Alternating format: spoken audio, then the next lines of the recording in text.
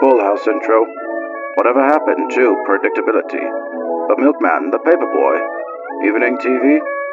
Back before the TSA, modern aviation duopolies and government policies. When the 747 was the queen of the skies, and planes had 3 engines. When airports were rich and diverse airlines and planes. When flying was actually comfortable. Back when aviation seemed limitless. While the days of vintage and retro aviation were not perfect, there's certainly something to be nostalgic about. That is why here on the Very Air Aviation channel, we are launching a series called Atypical Air, a non-stop flight down memory lane where we travel through now defunct airlines and aircraft you may have never heard of. From turboprops to airships, the original Delta Airlines and Atlanta Air, you'll find yourself longing for a time you probably never even lived in.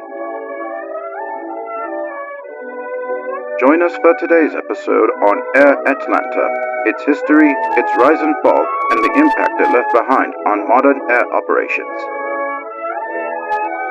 All that and more today on Atypical Air.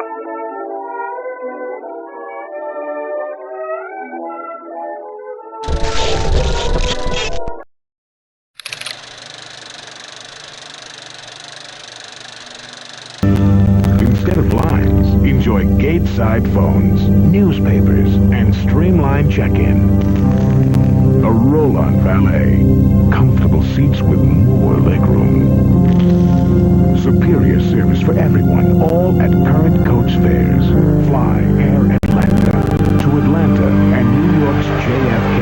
Air Atlanta, born to serve business.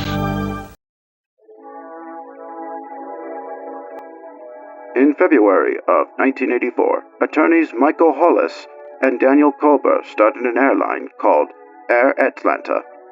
While operating as an independent airline, it also provided regional service for the then world-renowned Pan American World Airways.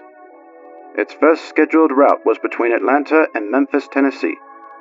It soon then flew to Miami, New York JFK, Philadelphia, New Orleans, Detroit, and many other cities, primarily across the American Southeast.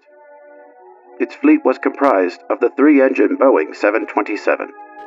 It was an all first-class interior, with meals served on white linen, fine china, and crystal glasses. Air Atlanta flew roughly 3 million passengers during its time in the American skies. The airline came on the heels of the Airline Deregulation Act of 1978, which gave rise to many startup carriers across the United States. Despite founder Michael's limited experience and resources, he was determined to start the adventure in the airline industry. Because of Air Atlanta's base, it faced stiff competition from Eastern Air and Delta Airlines. While avoiding direct opposition to Air Atlanta, they refused to integrate. Delta felt that Air Atlanta became one of its biggest foes, given that Delta was thought to be Atlanta's home airline. Despite Air Atlanta's success, it was short-lived. The crash of Midwest Air's DC-9 on top of a sinking stock market and rumors of drug smuggling, Air Atlanta ceased operations after declaring bankruptcy in 1987, just 3 years after it begun operations. In spite of Air Atlanta's short life, it paved the way for entrepreneurs and outsiders of the airline industry to create and invest in opportunities in the world of travel, along with bringing notoriety for the great city of Atlanta. It truly goes to show that the sky's the limit for anyone's dreams.